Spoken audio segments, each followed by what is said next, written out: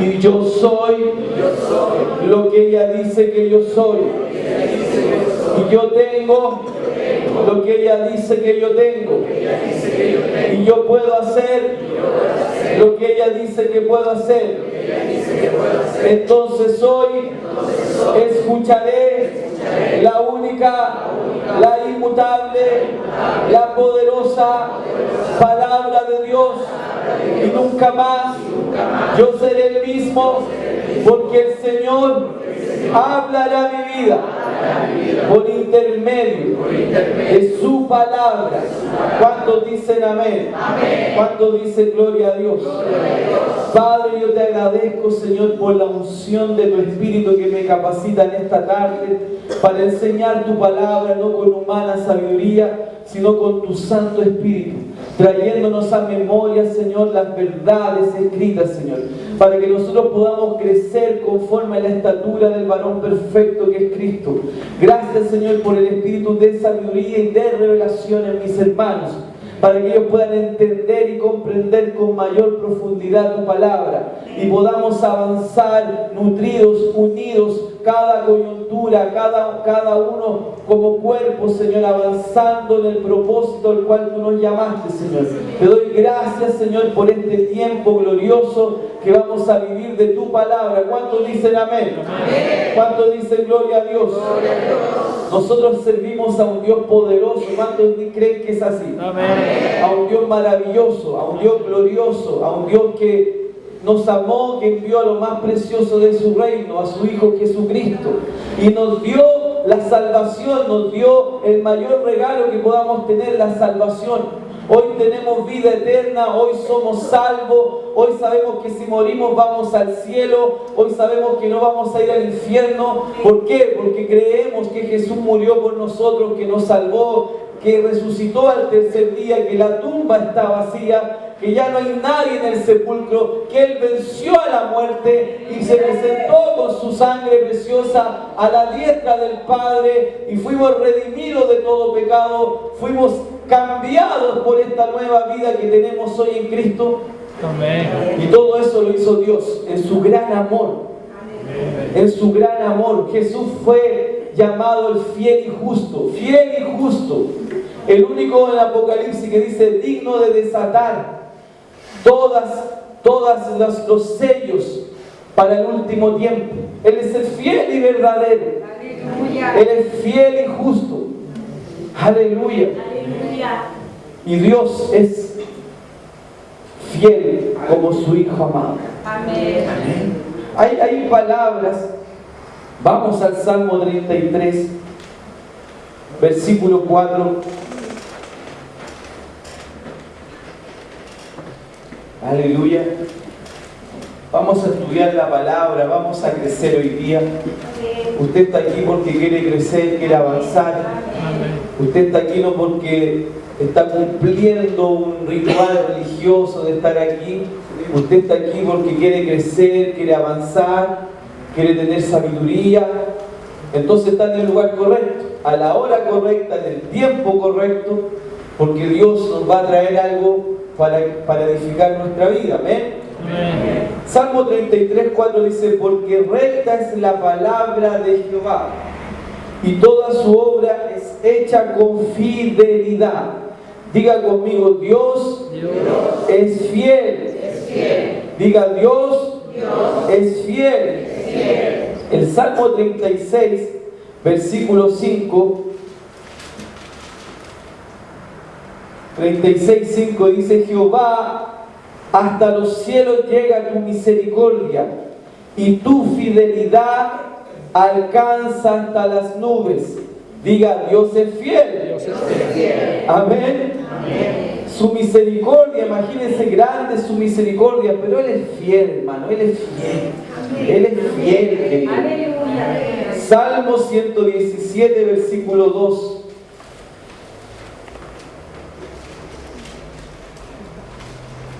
Porque ha engrandecido sobre nosotros su misericordia, y la fidelidad de Jehová es para siempre.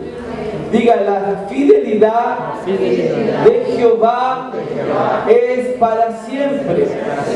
Amén. Yo estudié un poco de la palabra fidelidad, y en el diccionario normal, en el diccionario que cualquiera puede buscar en el Google, ¿cierto? La palabra fiel es una persona que es firme, que es constante en sus afectos, ideas y obligaciones, y cumple con sus compromisos hacia alguien o algo.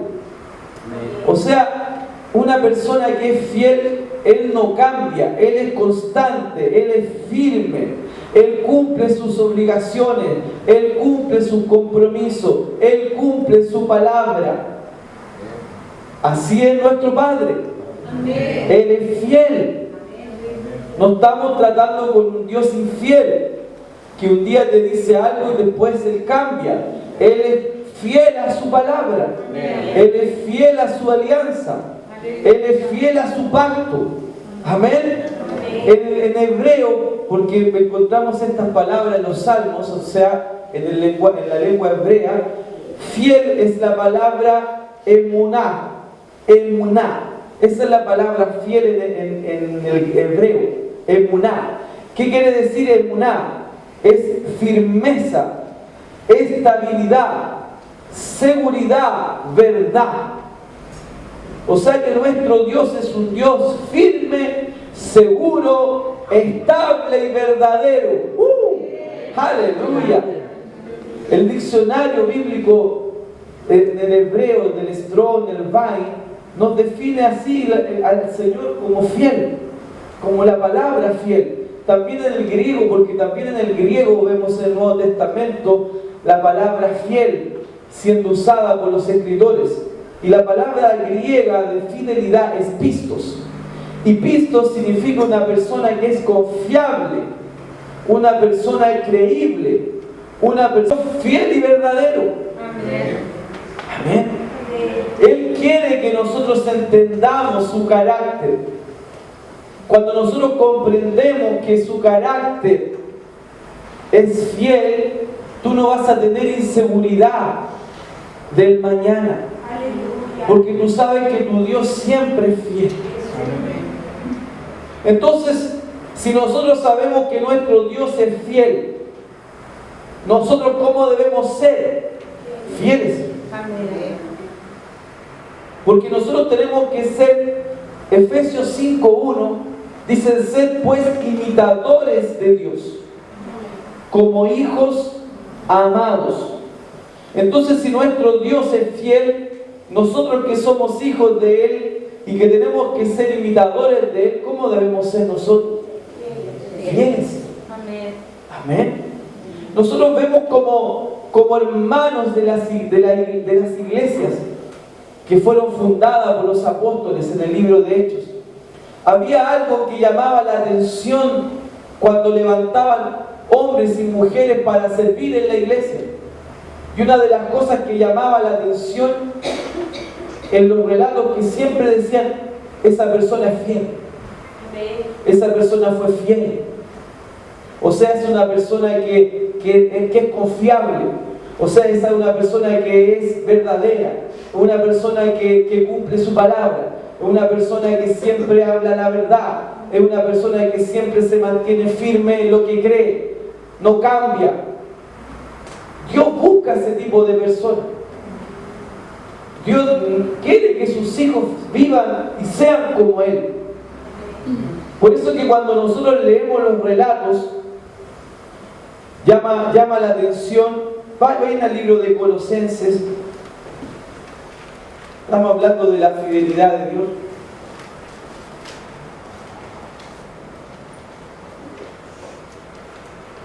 Colosenses capítulo 1, verso número 7. Fíjense lo que Dios busca, ¿cierto? Para poder levantar a hermanos y ser hallado fiel para el trabajo, en las cosas de Dios. Muchos quieren servir a Dios y estar en puestos de ministerio o ya sea sirviendo en la iglesia, pero para eso usted tiene que ser hallado fiel. O sea, una persona comprometida, de carácter, de verdad, sincera, que cumple sus compromisos, que cumple su palabra. Colosenses 1:7 dice: como lo habéis aprendido de Epafras, nuestro consiervo amado, que es un fiel, diga conmigo, fiel ministro de Cristo para vosotros. Aquí no está hablando de Pablo ni de Pedro, los conocidos. Aquí habla de un hermano que nadie lo conoce mucho, ni se predica mucho de él, pero existió un hermano llamado Epafras. Y era un consiervo amado, un fiel ministro. O sea, una persona cuando es fiel, esa persona es fiel a la palabra. Retiene tal como se le enseña la palabra. Una persona que es fiel donde Dios la puso, y ahí crece, y ahí aprende y se mantiene firme en la doctrina que está aprendiendo en ese lugar. Porque ahí le enseñan, ahí le instruyen, ahí le muestran en la Biblia. Una persona fiel se mantiene hablando lo mismo que hablan todos. Amén. Hay una palabra que siempre la hablaba nuestro apóstol Bach, fundador de nuestro ministerio. Cada vez que iba a las conferencias en Brasil, vamos a 1 Corintios capítulo 1. Él ya está con el Señor, pero siempre a los ministros, ¿cierto?, que íbamos a las conferencias, nos decía 1 Corintios, que tengamos 1 Corintios 1:10.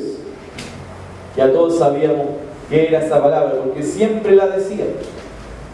Pero realmente es importante esta palabra. Os ruego pues, hermanos, por el nombre de nuestro Señor Jesucristo, que habléis todos una misma cosa, y que no haya entre vosotros divisiones. Hermanos, fíjense que la división nace porque uno habla una cosa y otro habla otra cosa. Ahora, ¿quién tiene la razón, pastor? La palabra. ¿Quién tiene la razón? La palabra. Entonces, si yo estudio la palabra, me voy a dar cuenta que es verdad y que es mentira.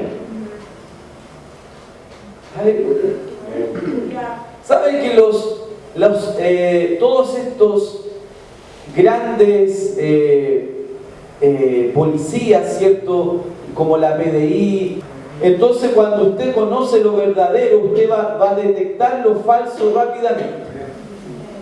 Hay cristianos que se ponen a buscar las falsas doctrinas y gastan tiempo en el internet y no se dedican a estudiar lo verdadero y después quedan confundidos.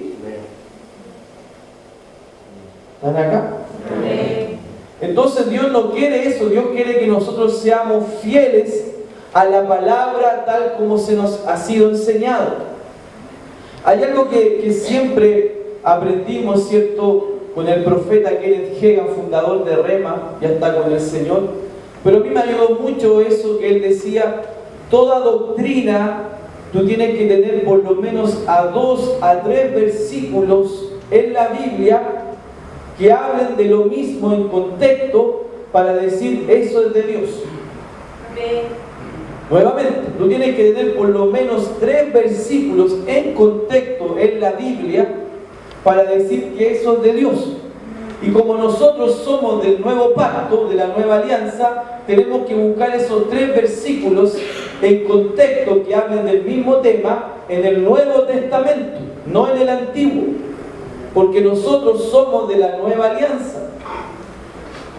¿Están acá? Amén. Si yo digo que Dios pone enfermedades, yo debo tener entonces 3 versículos en el Nuevo Testamento en contexto diciendo que Dios pone enfermedades para decir que Dios te prueba con enfermedad.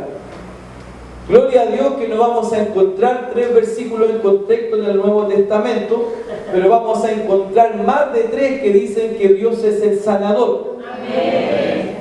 Entonces, si Dios es el sanador, yo no me puedo confundir cuando alguien dice que Dios puso la enfermedad en Juanito Pérez para mostrarle que él tenía que ser más fiel. Yo tengo que entender que eso que está hablando el hermano es porque él ignora la palabra. Lo más probable no es de verbo de vida, porque en verbo de vida o en rema enseñamos claramente que Dios es el sanador. Entonces, usted tiene que mostrarle al hermano, dice que nosotros tenemos que tener la sabiduría para alcanzar al hermano y mostrarle, mira, la Biblia dice que en 3 versículos, 3 testigos, yo debo tener para decir que eso es así. Primera de Corintios, ¿están acá? Amén. Eso nos va a ayudar mucho a identificar lo verdadero y identificar lo falso. Aleluya.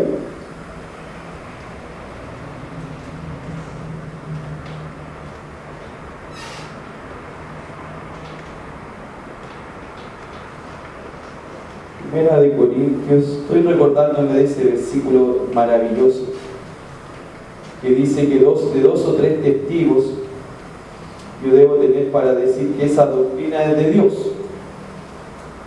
Amén. Si hay alguno que se acuerde también me puede ayudar, porque esto vino ahora en el momento. Amén. Primera de Corintios capítulo 10.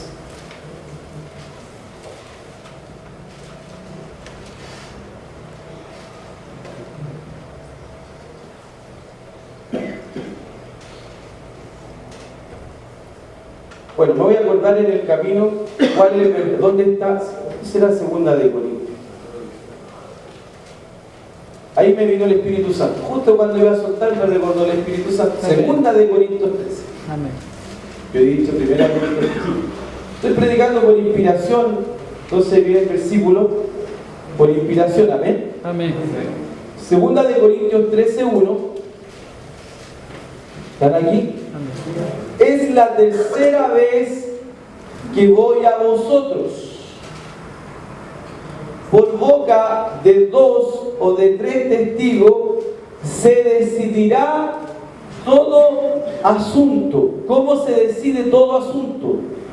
Todo pleito, con 2 a 3 versículos. ¿Están acá? Por eso es muy importante la iglesia donde yo me congrego, porque si yo estoy en una iglesia donde me enseñan algo errado, yo también voy a creer errado. Amén. Por eso la elección de la iglesia en donde nos congregamos nos va a identificar si estamos andando en victoria o en derrota. Porque un cristiano que no conoce la palabra vive en derrota. Un cristiano que no conoce la palabra vive en derrota. ¿Están acá? Entonces, hermanos, debemos nosotros ser hallados fieles y que no haya entre vosotros divisiones. O sea, tenemos que hablar lo mismo. Y cuando hay un hermano que está llegando a lo mejor de otra iglesia y no sabe bien la Biblia, usted tiene que hablarle en amor y decirle, hermano, mire, hay 3 versículos en la Biblia, en el Nuevo Testamento, que dice que Dios no pone enfermedad. Muéstrele a usted 3 que dice que Dios pone, y le voy a creer a usted. No va a tener. Y así para todas las doctrinas. Yo no puedo decir que Dios empobrece teniendo más de 3 versículos que dicen que Dios es el Dios que nos quiere, que quiere que tengamos una vida y una vida en abundancia. Yo no puedo creer que Dios es un Dios que quiere que esté pobre si Él quiere que yo siembre. ¿Cómo yo voy a sembrar si no tengo dinero? Dice, dad y se os dará. Amén. ¿Cómo voy a pensar que Dios es un Dios que quiere que estemos pobres si Jesús no andaba como pobre? Porque dígame que si algún pobre tiene tesorero. ¿Ha visto algún pobre con tesorero? o que tenga un contador en este tiempo. Bueno, Jesús tenía uno que se llamaba Judas, y más encima le robaba. ¿Ha visto algún pobre que mantenga a 12 por 3 años y medio manteniendo a 12 personas y viajando más encima? Jesús viajó por 3 años y medio con 12. ¿Quién cree que pagaba las cuentas? Jesús pagaba las cuentas, por hermano. Usted ha visto que algún pobre, los soldados, si hubiera sido tan pobre Jesús, los soldados romanos cuando vieron la ropa de Jesús cuando estaba siendo crucificado en la cruz del Calvario, ellos sacaron su ropa y se peleaban su ropa. ¿Usted cree que si hubiese sido ropas malas, se lo hubieran estado peleando soldados romanos de centuriones que ganaban buenos sueldos, que tenían una buena estatus social, los romanos, los centuriones, los soldados? ¿Usted cree que se iban a estar repartiendo las ropas de una persona pobre y peleando por las ropas de Jesús? Entonces nosotros tenemos que conocer bien la palabra para no ser engañados. Porque ya en estas dos cosas que hablé, ya usted sabe que Dios no es el autor de la enfermedad y tampoco de la pobreza. Al contrario, Él quiere verte sano y Él quiere verte próspero. Ya con esos dos, y están en la misma Biblia. Jesús tenía mujeres que eran de dinero, que mantenían su ministerio. Está en la Biblia. Que había mujeres y mujeres importantes que sembraban de su dinero en el ministerio de Jesucristo. Amén. Entonces también es ridículo. La otra vez escuchaba en la radio cristiana un predicador que decía, y no voy a decir el nombre ni la denominación porque eso no edifica, eso ya es cagüín, pero sí estaba predicando este hombre diciendo que los ricos se van todos al infierno. Predicando eso, hermano. O sea, ¿qué pasa con...? Entonces Jesús estaba recibiendo ofrendas de estas mujeres importantes, pero todas hacían en el infierno.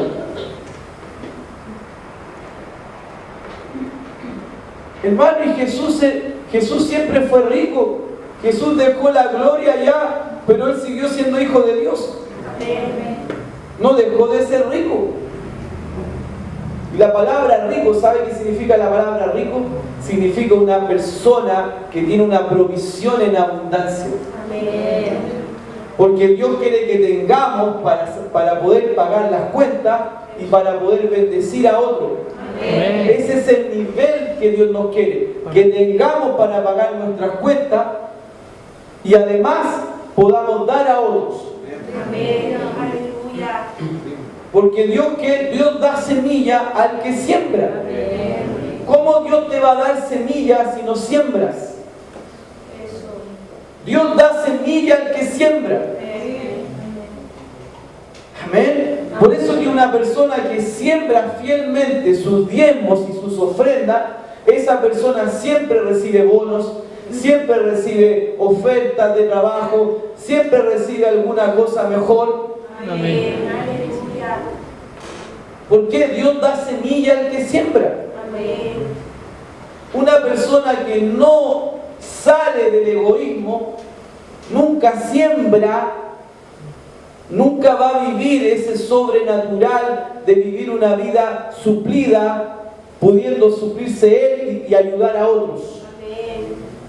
Amén. Debemos salir de esa comodidad de que todo quiero que me den y me den. Debemos salir de esa mente de pobreza y entrar a la mente de Cristo, que es dar. Si nosotros no sabemos soltar, no sabemos sembrar, no vamos nunca a cosechar. Un agricultor sabe de la ley de la siembra y la cosecha. Él sabe que si tiene un terreno y siembra trigo y riega el trigo, un día va a cosechar. Y va a cosechar más de lo que invirtió. Amén, aleluya. Entonces usted, la mejor tierra para sembrar es el reino de Dios. Amén. Cuando usted está sembrando en su iglesia, ya sea con sus diezmos y sus ofrendas, usted está siendo promotor, precursor del avivamiento de su ciudad y de su país. Amén.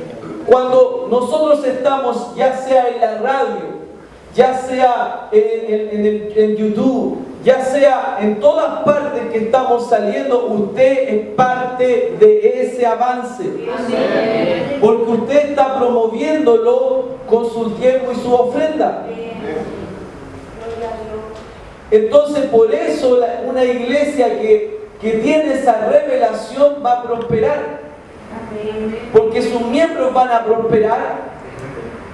Hermanos, Dios nos da para ser suplido de abundancia y para dar.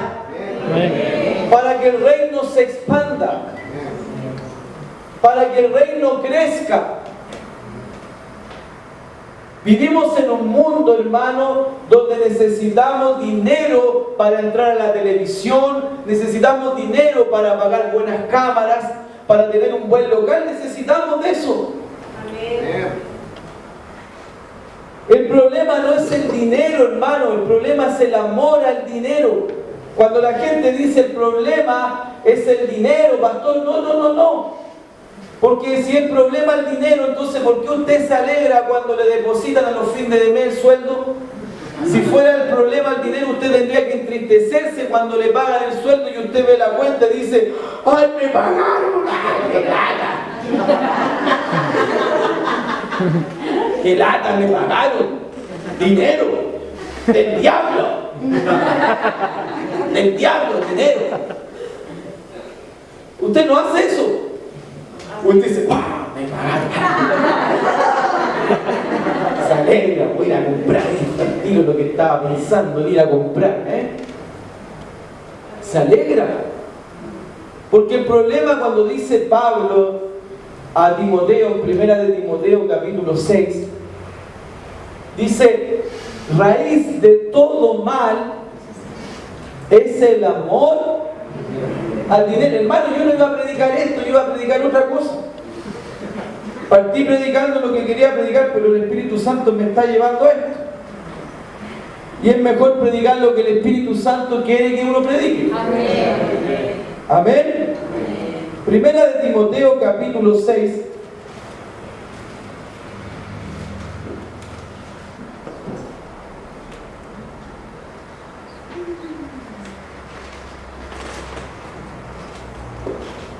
Diga: Dios es bueno. Dios es bueno. Y el diablo es un derrotado. El diablo es un derrotado.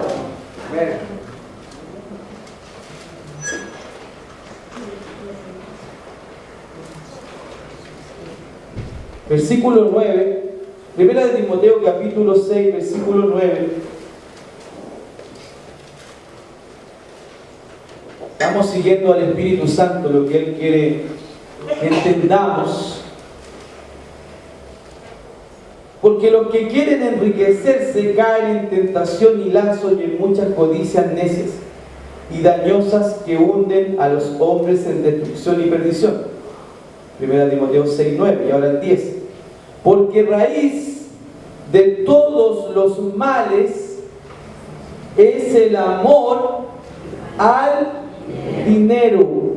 No dice el dinero, dice el amor al dinero, el cual codiciando algunos se extraviaron de la fe. ¿Como quién? Como Judas. Amén. Él codició el dinero, vendió al maestro y se extravió de la fe. Fueron traspasados de muchos dolores. Aleluya. Quizá usted no se va a vender como Judas, pero hermano, si usted tiene su prioridad en estar trabajando por dinero y usted descuida su vida espiritual, no se congrega, deja de estudiar rema, usted está mostrando dónde está su corazón. Porque donde está su corazón, ahí está su tesoro. Si usted deja todo por dinero, y usted está mostrando que su corazón, no, si mi corazón está con el Señor, yo amo al Señor, yo amo al Señor. Hermano, pero sus hechos lo niegan. Donde está su corazón, ahí está su tesoro. Y nuestro corazón siempre tiene que estar primero en Él. Por eso es que hay gente que de repente llega a la iglesia, llega sin trabajo, empieza a escuchar la palabra, recibe el trabajo y desaparecen. Porque solo querían el trabajo. O sea, solo querían lo que Dios le podía dar. Y uno tiene que estar con el Señor no por lo que Él te quiere dar. Uno tiene que estar con el Señor por lo que Él es. No por lo que te quiere dar. Si tú estás en la iglesia por lo que Él te pueda dar, estás con el corazón en el dinero. Y es raíz de todo mal. ¿Están acá? Tu corazón tiene que estar puesto en Él, independiente que no estés trabajando hoy. Tú sabes que va a llegar el trabajo, pero tú no vas a estar cuestionando a Dios porque si tienes o no hoy trabajo. Amén. Sino que tú estás aquí en la iglesia porque has visto que Él es bueno. Amén. Que aunque has estado sin trabajo, Él no ha dejado que nada te falte.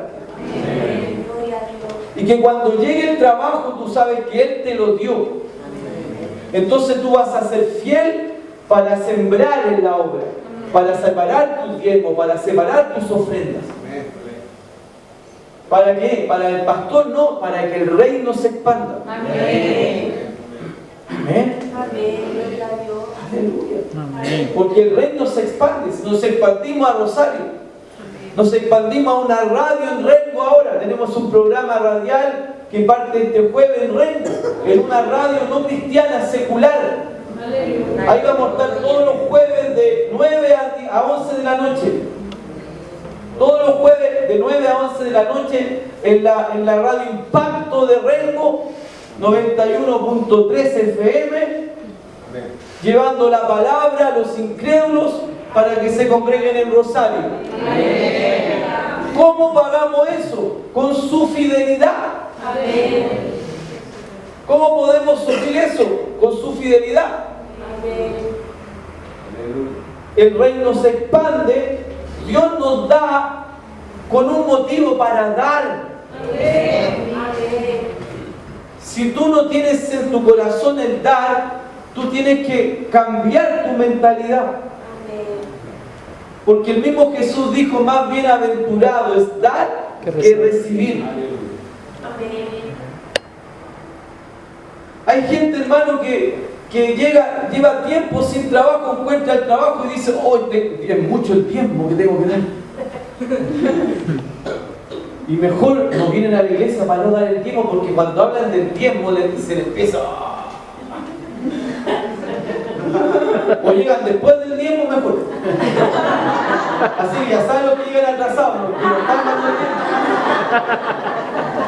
Porque no quieren escuchar, por favor.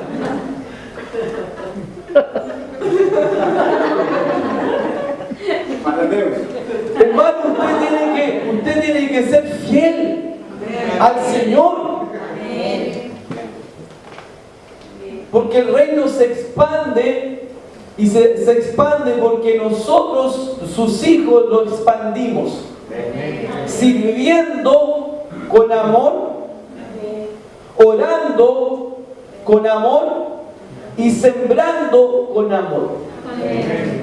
Sirviendo con amor, sembrando. Oye, hermano, ¿sabe que hay gente que dice, ay, están hablando de dinero, no quiero? Pero hermano, siempre le están pidiendo a Dios dinero. Ay, están hablando de dinero, pero no, todas sus oraciones son, te pido esto, Dios, te pido esto. Al final suma y suma, es pura plata. Pero cuando el pastor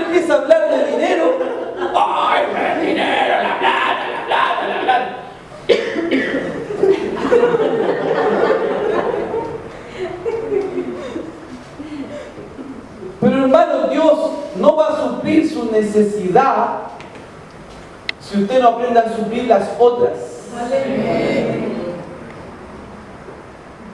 ¿Están acá? Aleluya. ¿Saben que hay hermanos que han recibido su bolsa de mercadería y ellos han recibido eso y han sacado de lo suyo para darle a otro? Aleluya. Eso es sembrar, eso es andar en amor. Amén. ¿Para acá? Entonces debemos nosotros, hermanos, tener ese corazón que da, ese corazón fiel para suplir las necesidades de los otros. Aleluya. Diga, Dios me ama, me enseña. Me enseña. Hermano, es lo mejor ser un sembrador. Me gustaba el otro día, mi esposa colocó en los WhatsApp, en el Facebook, una palabra del hermano Kenneth Copeland, el profeta Kenneth Copeland, un hombre tremendo de Dios, que todavía está vivo, porque siempre hablo del hombre de Dios y ya está muerto. Está vivo. Este está vivo y usted lo puede escuchar, tiene una página.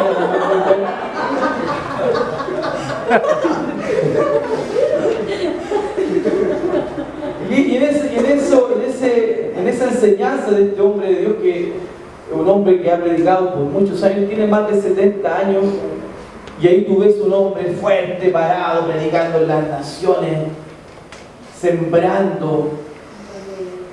Pero él enseña algo en el momento donde tú estás con más presión económica, es el momento de abrir las puertas sembrando. Amén. Porque muchos dicen, cuando yo tenga, ahí voy a sembrar. Es como cuando dice, cuando yo gane 1 millón de pesos, ahí voy a dar el tiempo. Ahora gano el mínimo, entonces no, es mucho. Hermano, si usted no es fiel en lo poco, menos va a ser cuando tenga el millón, porque cuando tenga el millón va a ser de 100.000 pesos, casi la mitad de mi sueldo mínimo. No, mucho.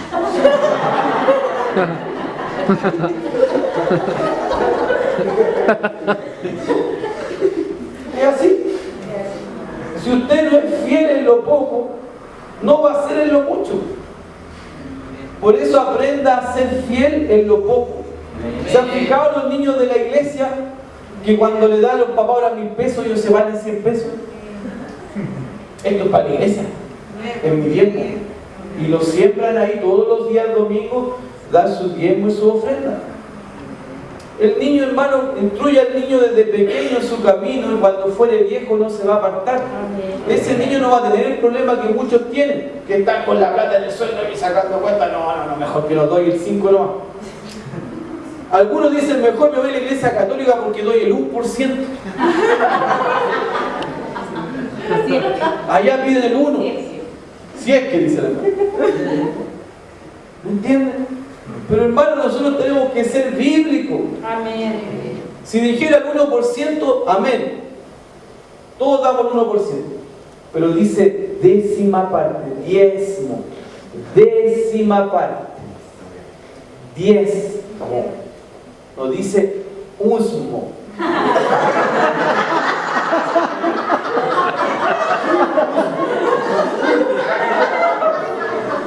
Esta mi novia.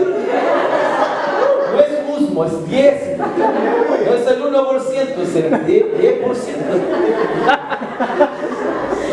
Pastor, ¿a usted no le da miedo predicar eso? ¿Por qué me va a dar miedo predicar eso si es la verdad, por hermano? Amén. Conoceréis la verdad y la verdad os hará libre. Amén. ¿Sabe que si el pastor no predica de diezmo y ofrenda, hermano, le está robando a la oveja? Le roba la oveja, hermano. Porque ahí está la bendición. Amén. El dar. Amén. Si no hay enseñanza, usted va a estar seco en esa área y nunca va, y siempre va a decir, ¡ay! El hermano prospera y yo no, ¿por qué? ¿Qué pasa con él? Es que el hermano diezma y ofrenda. Tiene que usted aprender sobre esas verdades. Verdades de la palabra. No es verdad de verbo de vida, no es verdad de rema. Es verdad de la palabra. La palabra dice, yo debo obedecer a la palabra, eso es fidelidad. Hermano, y ser fiel es ser constante. Entonces, este mes diezmo, este otro no. Hermano, han llegado hermano a mí que a mí no me interesa saber si usted diezma y ofrenda, pero me han llegado hermano, pastor, estoy endeudado con el Señor, porque hace como 6 meses que no pago los diezmos. Tengo que ser retroactivo ahora, pagar con intereses. No, eso nada que ver, hermano. Usted ya perdió de ser bendecido esos meses. Ponga su corazón en que va a hacerlo desde hoy. Imagínense una persona que 2 años que no diezma, hermano, y capaz que voy a pedir un préstamo para pagar.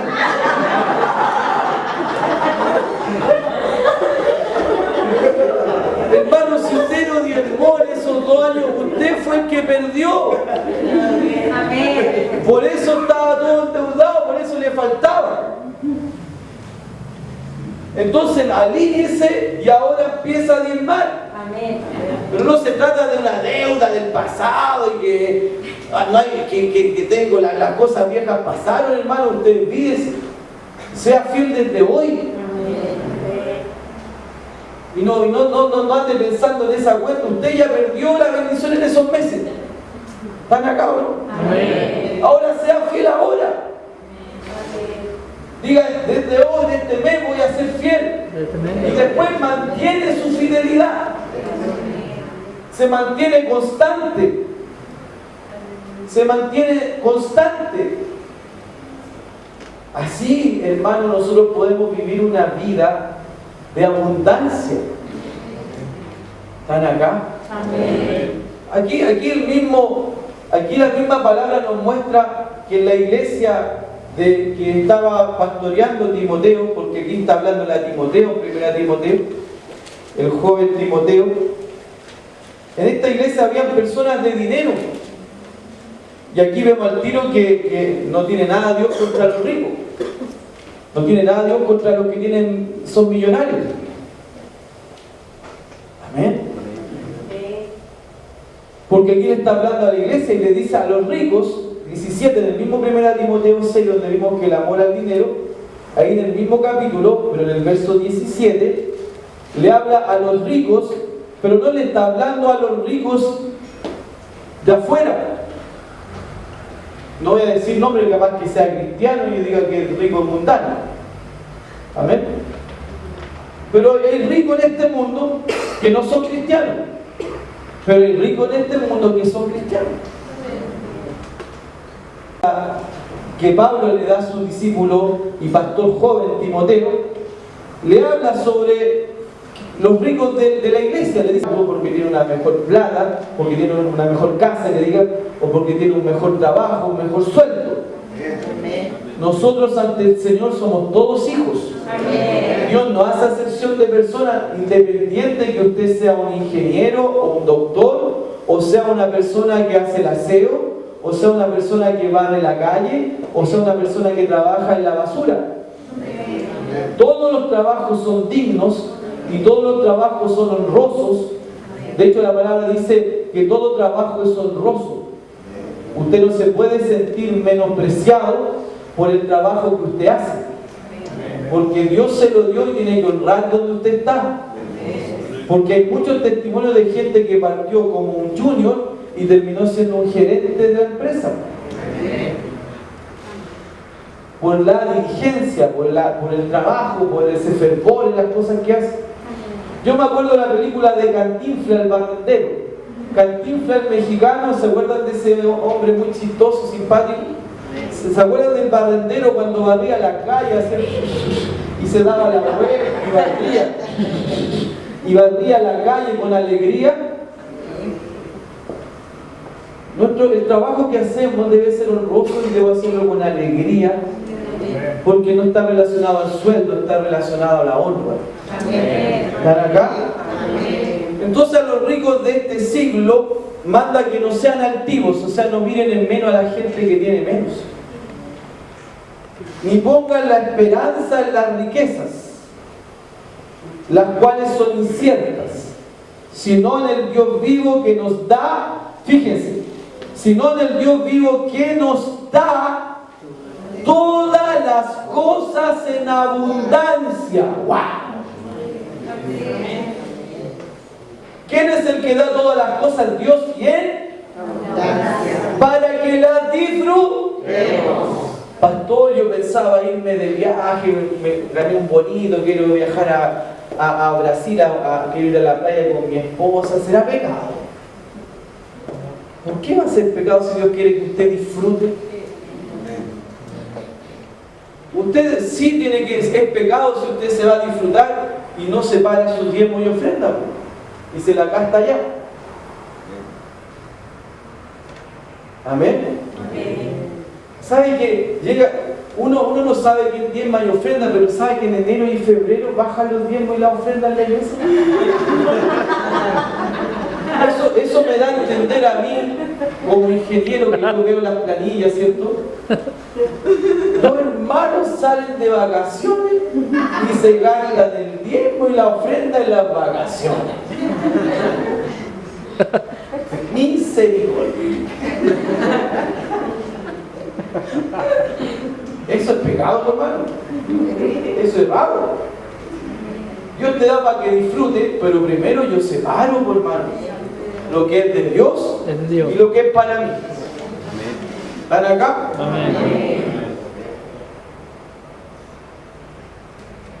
Que hagan el bien, verso 18, que hagan el bien, que sean ricos en buenas obras. Está hablando de los ricos, los que tienen dinero, que sean ricos en buenas obras. Dadivosos, generosos, atesorando para sí buen fundamento para lo porvenir, que echen mano de la vida eterna. O sea, Dios nos da para disfrutar, hermano, aleluya.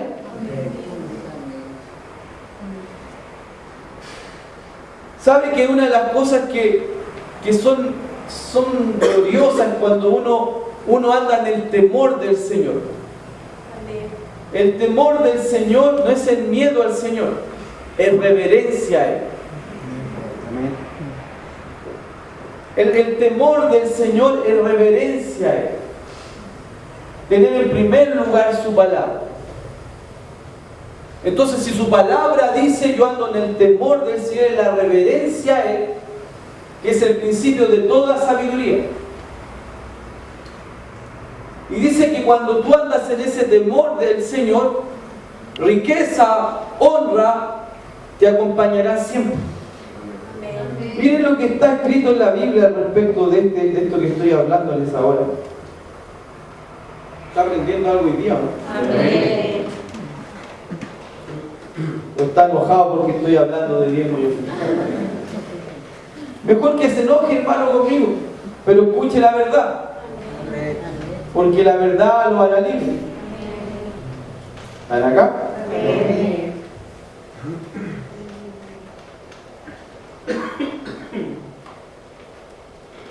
Proverbios capítulo 22, versículo 4.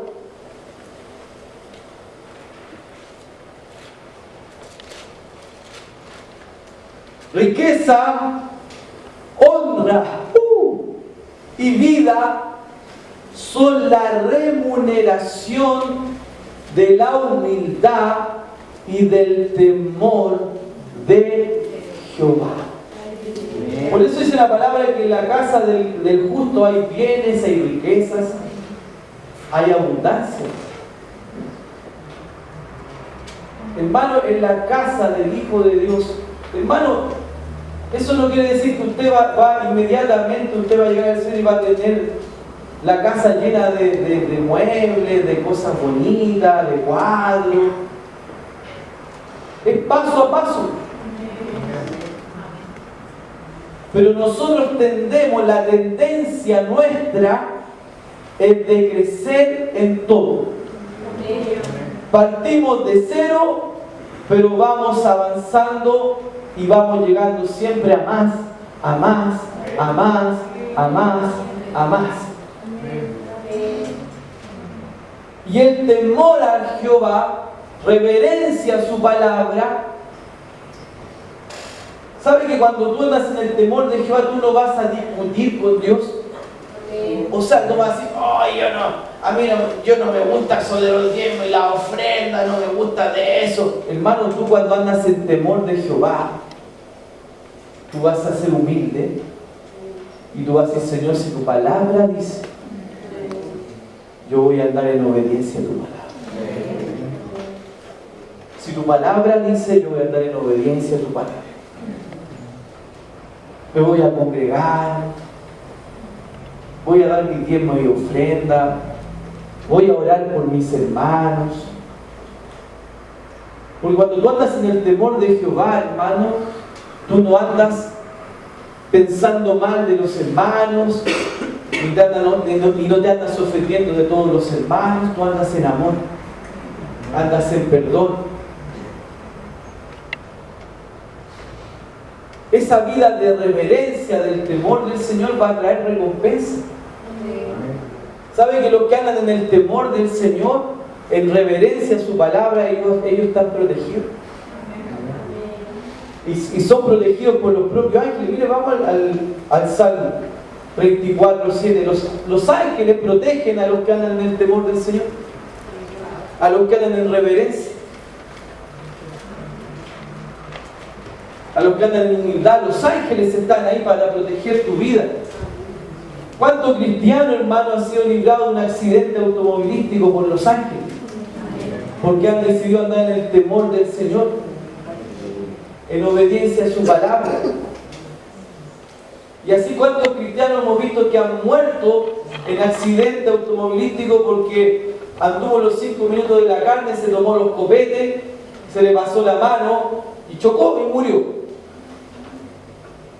Porque no dejó de andar en el temor de Jehová, se tomó los copetes. Bueno, no todos son chilenos, entonces, copete es alcohol. Tomarse los copetes, tomar exageradamente alcohol. ¿Entendió? Y la vi con cara de que no entendía. ¿Amén? ¿Y ahí murió el cristianismo? ¿Andaba en el temor de Jehová? No. Salmo 34:7. El ángel de Jehová acampa alrededor de los que le temen y los defiende. Hermanos, los que andan en el temor de Jehová, en reverencia, en humildad, nada les falta. El mismo Salmo 103, versículo 11, el Salmo 34, verso 9,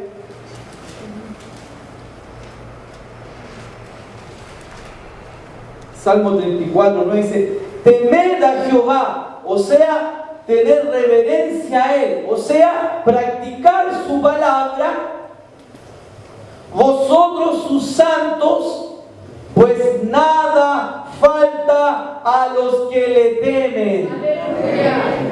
Hermano, cuando hablamos de temor no hablamos de miedo, porque el miedo es pánico y el miedo es un espíritu de miedo, y eso es temor. Ese es un temor al diablo, temor a las cosas malas. Amén. El temor a Jehová es reverencia a la palabra. ¿Están acá? Amén. Nosotros no podemos amar a alguien que le tenemos miedo. ¿Están acá? Amén. No podemos amar a alguien que le tenemos miedo, sino que amamos a alguien que nos ama, que nos protege, que nos cuida, que hace lo mejor para nosotros. ¿Están acá? Aleluya. Una persona que anda en el temor de Jehová va a ser un buen líder. Usted quiere ser un buen líder, influenciar a otros, tiene que andar en el temor de Jehová. Éxodo capítulo 18, versículo 21. ¿Están acá? Éxodo 18, 21. Miren lo que produce el temor a Dios en el liderazgo. O sea, porque si tú eres un líder, tú tienes que andar en el temor de Jehová. Y si tú andas en el temor de Jehová, tú vas a ser fiel a Él. Y vas a ser un buen líder. Que no van a tener que decir nada de ti. Amén. ¿Están acá? Además, Éxodo 18, 21. Además, escoge tú entre todo el pueblo varones de virtud, temerosos de Dios, varones de verdad, que aborrezcan la avaricia, y ponlos sobre el pueblo por jefes de millares, de centena y de 50 y de 10. ¿Quieres autoridad para liderar millares? Tienes que ser hallado, fiel y ser una persona que anda en el temor de Jehová. O sea, respeta su palabra, la practica. ¿Están acá? Y dice que son felices los que temen a Jehová. O sea, felices son los que respetan su palabra. ¿Quieres ser feliz? Anda en el temor de Jehová, obedece su palabra, cumple su palabra, anda en su palabra. Salmo 128. Salmo 128 nos va a mostrar que felices, bienaventurados, felices, los que temen a Jehová. O sea, los que tienen reverencia a su palabra, los que respetan su palabra, que son humildes. Que esa humildad no es pobreza, humildad es recibir la palabra que hoy día está enseñando con mansedumbre. El Señor, está escrito, yo creo, y voy a obedecer. Porque tú estás hablando para yo obedecer y voy a obedecer. Bienaventurado todo aquel que teme a Jehová. Bienaventurado, esa palabra es muy feliz. Todo aquel que teme a Jehová, que anda en sus caminos. Cuando comieres el trabajo de tus manos, bienaventurado serás y te irá bien. Tu mujer será como vid que lleva fruto a los lados de tu casa. Tus hijos como plantas de olivo alrededor de tu mesa. He aquí que así será bendecido el hombre que teme a Jehová. ¡Wow! ¿Usted anda en el temor de Jehová? Sí, pastor. ¿Esta es su vida? ¿Esto es lo que Dios quiere para usted? ¿Esto es lo que Dios va a hacer con usted? Hay un versículo que nos da, es maravilloso, relacionado al temor de Jehová.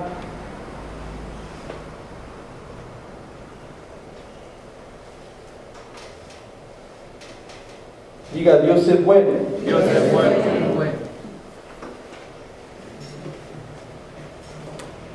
La bondad. Salmo 31, 19. Vamos a ir a Eclesiastés primero. Vaya a Eclesiastés 12, 13.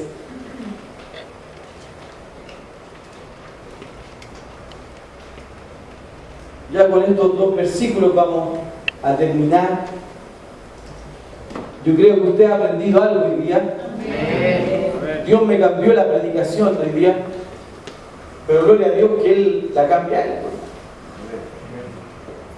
Amén. Eclesiastés 12:13. El fin de todo el discurso oído es este: teme a Dios y guarda sus mandamientos, porque esto es el todo del hombre. Amén. El fin de todo discurso. Aquí estamos terminando un discurso, ¿eh? Aquí vamos a terminar. El fin de todo discurso. El fin de todo el discurso inocente. O sea, de todo lo que hablamos vamos a terminar con él. El fin de este discurso de hoy día, de la palabra de hoy día es este. Teme a Dios y guarda sus mandamientos.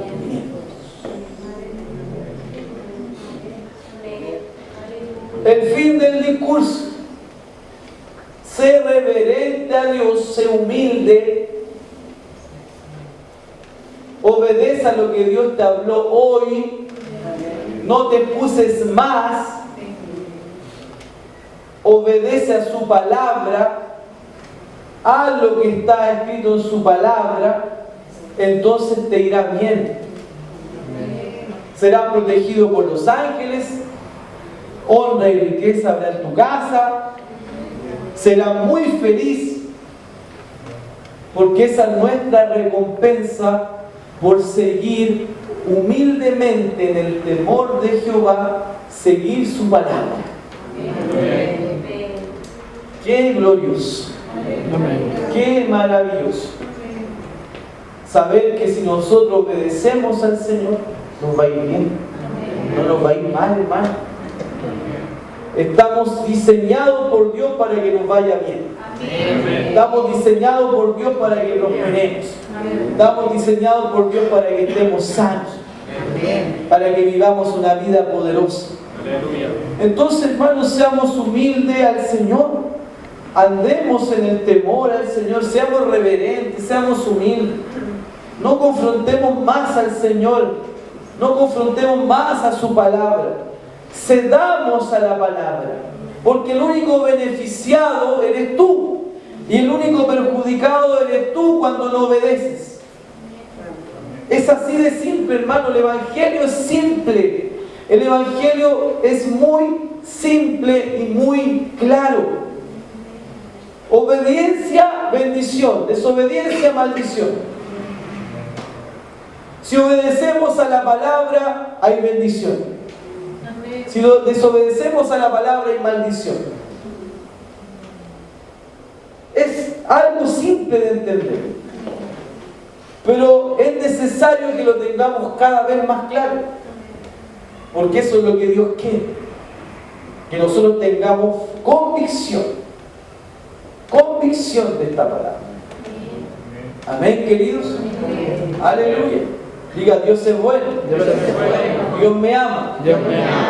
Cada día más. ¿Hay alguien que ha venido hoy por primera vez a nuestra iglesia?